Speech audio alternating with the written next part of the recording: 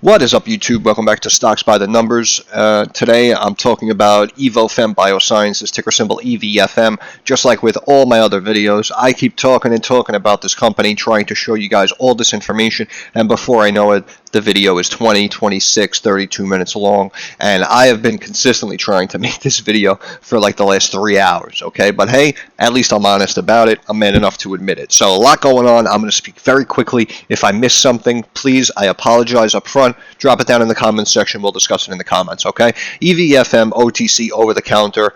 I was going to break down some of these fundamentals and the terminology, but again, I just can't fit it all in one video, and that's why I always say, if you have any questions, comments, or concerns, drop it in the comments section. I'll answer it there. Join my personal Discord. I could talk to you day and night in there and break down what volume is, what a dividend yield is. I have no problem walking you step by step through each terminology and each metric that we can look at. But in these videos, it's hard to go back and review and talk about a company and what could potentially happen all within like a 10-15 minute time frame. Because again, I know I can make a 30-40 minute video and you guys might watch most of it, but I don't know about you, but I don't know if I can listen to someone talk about, the same stock, same company for 30-40 minutes, right? Let's get to the point. Let's look at our information. Let's look at our numbers. What are we doing? Are we buying? Are we selling? Okay. EvoFem, EVFM.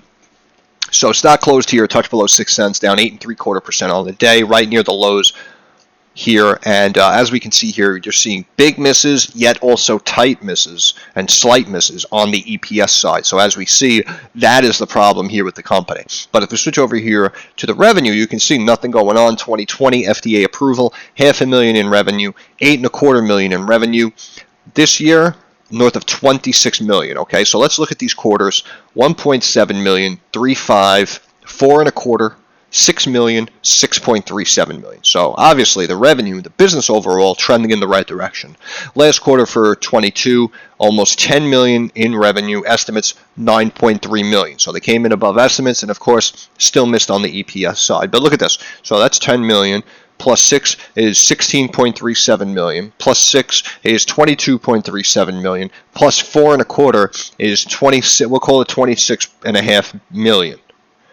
Okay, they were estimating 30 to 35 million for the year. They came in slightly shy, 26.5 million. Right? So it sounds bad. Oh, they missed their estimates. Yeah, but also they went from a couple 100,000 to a couple million. Now we're up to tens of millions, and probably won't be long before we see hundreds of millions, in my opinion. Because again, talking about the company, innovative products to unmet needs in women's sexual and reproductive health. We all know how women have been behaving, definitely more promiscuous, especially here in the West. I don't know where you guys might be watching this video from, but I'm seeing it all over, so South America, Europe. It looks like that wave is spreading. So believe it or not, I know they're saying that women are having more intercourse and more sexual partners. Men, on the other hand, we're kind of heading away, right? Kind of in the opposite direction. So both genders are kind of heading in opposite directions here on the spectrum. But remember, even though we have to talk about the overall view of a lot of these things, whether it's personal, political, economic, it really doesn't matter, because you basically should just be following the trends with these situations, right? So obviously, this is, in my opinion, a growing market, right? Because again, more and more women are being promiscuous, having intercourse, boom. So now you have something. This Phexxi that they made is a topical, let's get the description here. Its product includes Phexxi, a hormone-free vaginal gel, and they talk about Evo 100, which I believe is the next drug in trials right now, right? But Phexxi, hormone-free vaginal gel, basically you don't take your birth control pill, you use this Phexxi gel instead, and apparently it says you can put it on even like right before or like a minute or two before you're about to have intercourse.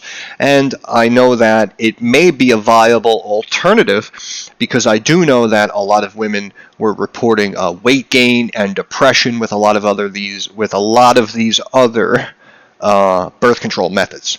So they really may be onto something here with the Phexxi, and as we're seeing again, $8 million, $26.5 million. So the business is growing and people are asking for it. And again, up here, it's now in Costco, right?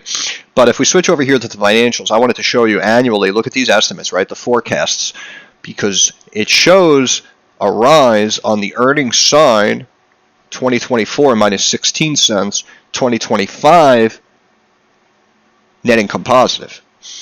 But look at the growth in revenue here. Again, 33 million they were estimating for 22. They came in 26.5. Look at this, 69, 125, 190 million.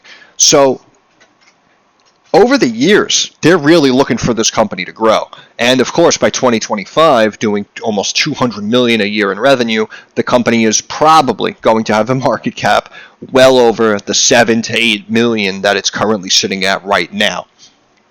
And in my opinion, if they can continue to move at the rate they're moving, then they may potentially post these numbers a little bit earlier.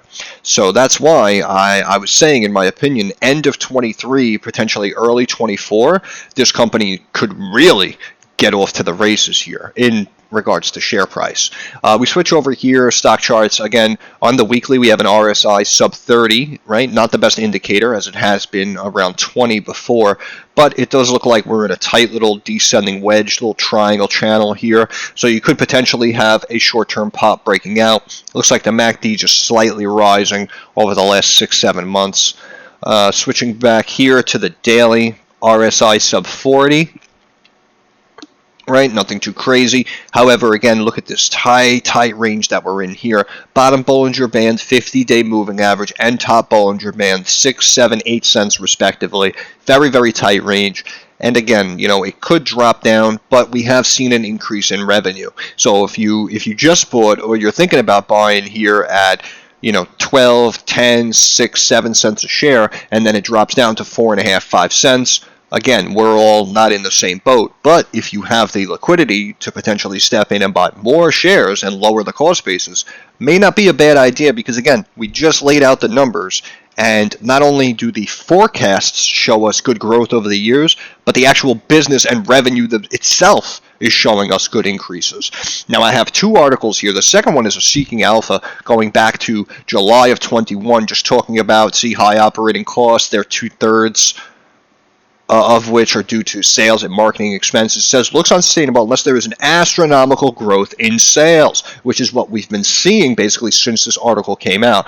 They continue to talk about a slew of problems and positives with EvoFem, and it shows, see the income statement here, back in the day, this quarter, 1.1 million, but look, it shows the total operating expenses, R&D expenses, right? So income minus 45 million, but a lot to break down in the article. I don't want to go over everything. I'll put the link in the description. This other article, I just typed in, let me see some Phexxi sales numbers, and it brought this up from August 5th of 2002, showing Phexxi sales increasing 42% year over year.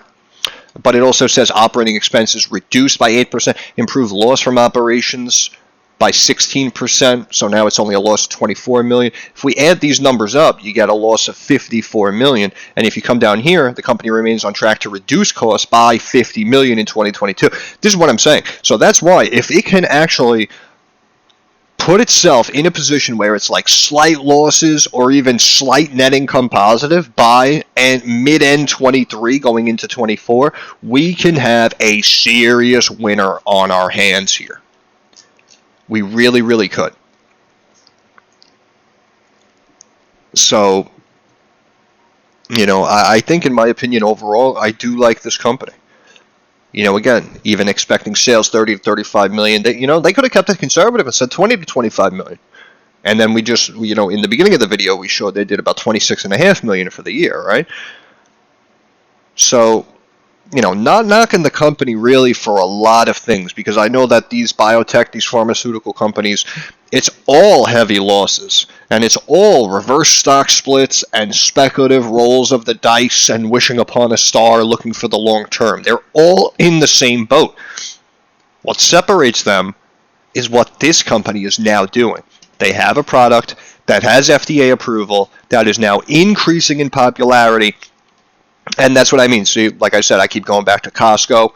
Boom. So now it's spreading. It's spreading. And it's only a matter of time before more and more women will say, I don't know if I want to take the pill anymore. I don't know, I'm nervous about any negative side effects. And, let me see what other options are out there. And they're going to ask about Phexxi, or the doctor will now start prescribing them Phexxi or recommend that they try Phexxi and see if they like it. And obviously that is going to drive sales and revenue, in turn drive the price of the stock higher, which is good for you, me, and the other guy, right? So I'm going to leave it there because, again, we just have some new data here to look at. But overall, the business is trending in the right direction. Again, I personally have no capital. I don't have a position right now in this company.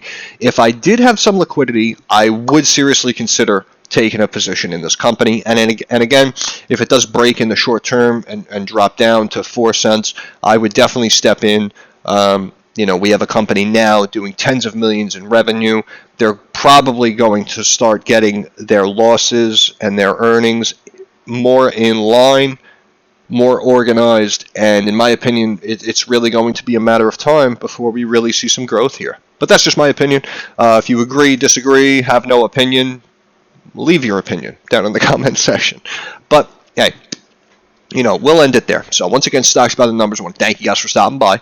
Just like everyone on YouTube says, you like the video, thumbs up, helps out the algorithm, helps me get more eyes on the channel. If you appreciate the content, please push the subscribe button. Overall, I think we can agree I'm on the right track more than I'm wrong. Definitely more successful than we fail here in this channel, in this community. So, simple logic, common sense.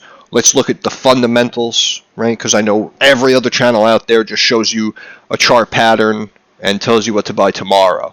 But if you ask them, if I gave you $100 million, where would you put it? They couldn't tell you. Meanwhile, 8 out of 10, 9 out of 10 of my long-term plays are already trending in the right direction. So again, not really patting myself on the back, but just letting you guys know there are, different levels and there are different ways to look at a lot of these investments. And I think I'm kind of in my own market here. I'm kind of in my own sector. But we'll leave it there. That's why. Any questions, comments, or concerns, drop it in the comments section. If you want to jump into Discord, that's in the description. We can have a little BS back and forth there. But hey, overall, like I always say, I understand markets are rocky, they're volatile, and they're uncertain. So I wish everyone success. I hope everyone makes a couple of dollars. I want to thank you for stopping by, and I'll see you guys in the next video.